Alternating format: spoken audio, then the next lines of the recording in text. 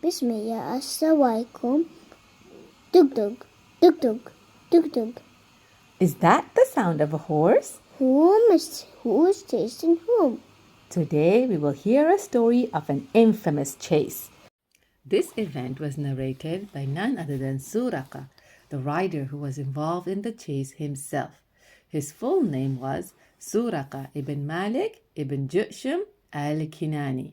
He was a great rider and an even greater tracker. He was a Bedouin man, so he knew the desert and could easily find what needed to be found. This story takes place during a very important journey that our Prophet ﷺ undertook. The journey that is known as the Hijrah, the migration to Medina. This is how the story begins.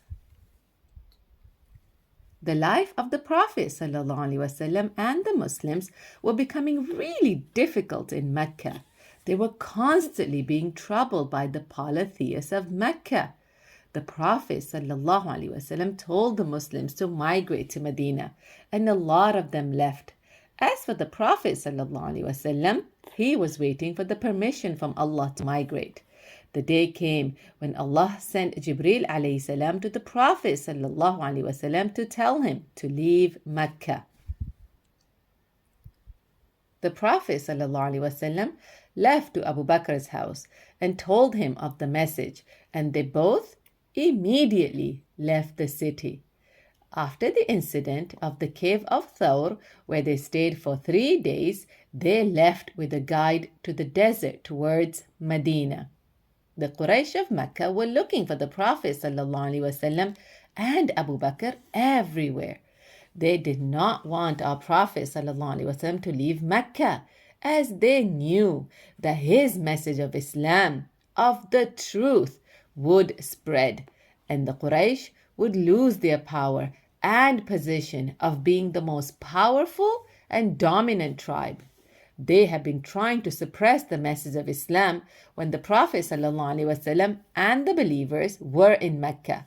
But if they leave, the Quraysh would no longer have control. Frantic and frustrated, the Quraysh put a bounty on the life of the Prophet ﷺ and Abu Bakr. It is sort of like a reward for anyone who captures the Prophet ﷺ and Abu Bakr. The bounty was of 100 camels. Can you imagine 100 of something that is considered a very expensive commodity? Imagine 100 trains or 100 cars. Isn't that a big reward? A lot of people wanted that reward. Among them is the person we are talking about today, Suraqa ibn Malik. Suraqa used his skills of tracking with footprints and animal waste to give him the clue required to understand the direction the travelers are headed. He spent some time tracking and riding, and after using his expertise, he was within seeing distance of the Prophet ﷺ, Abu Bakr, and their guide.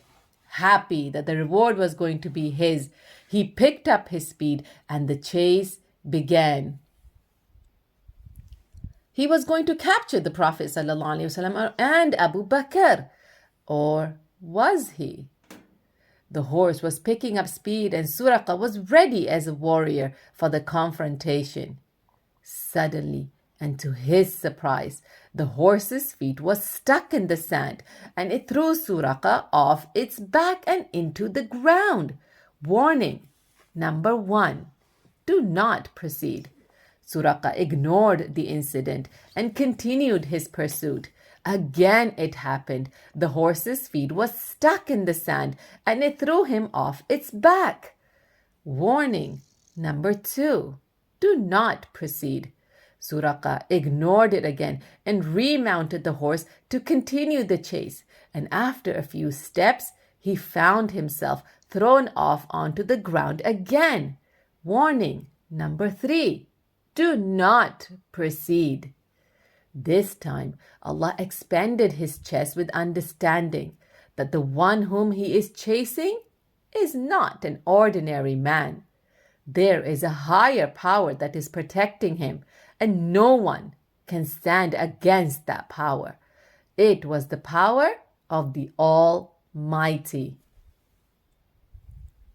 He was within hearing distance of the Prophet ﷺ by this time, and therefore he asked for permission to approach without intending any harm. When the Prophet ﷺ gave permission, the horse moved towards them calmly. Suraqa knew that the message of this man would spread, and he would one day gain power over all the Arabs. So he asked the Prophet ﷺ for an immunity for him and his family when the time would come of his conquest of Mecca. Allah inspired Suraqa to understand that the message of Islam would spread rapidly and with full force. The Prophet ﷺ told Abu Bakr to write the immunity on a parchment, and he handed it to Suraqa. Suraqa took the parchment and was about to leave when the Prophet ﷺ said, "O Suraqa, I wonder how you will be when you wear the bracelet of Kisra." Suraqa was utterly stunned to hear that, and he turned around. Bracelet of Kisra? Kisra was a powerful king at the time. He was the ruler of the Persian Empire, a superpower empire at that time. Kisra wore a lot of jewelry as kings did back then. One of his most prominent possessions was his bracelet of gold.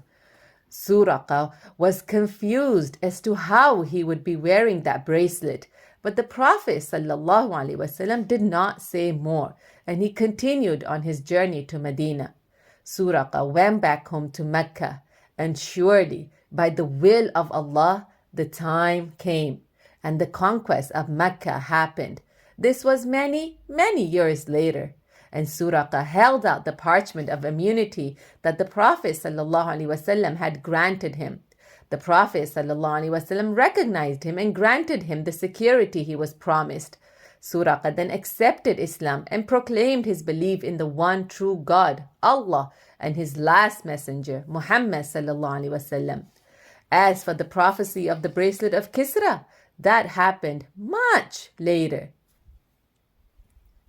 During the Caliphate of Umar al-Khattab, when they conquered the Persian Empire, Umar attained all the jewelry that was owned by Kisra. One of the booty of the conquest was a box that contained the bracelet of Kisra. Everyone had heard and remembered the prophecy of the Prophet ﷺ about who would have the bracelet. So Umar called Suraqa ibn Malik and put the bracelet on him, fulfilling the prophecy of our dear Prophet ﷺ. Allahu Akbar. This is the end.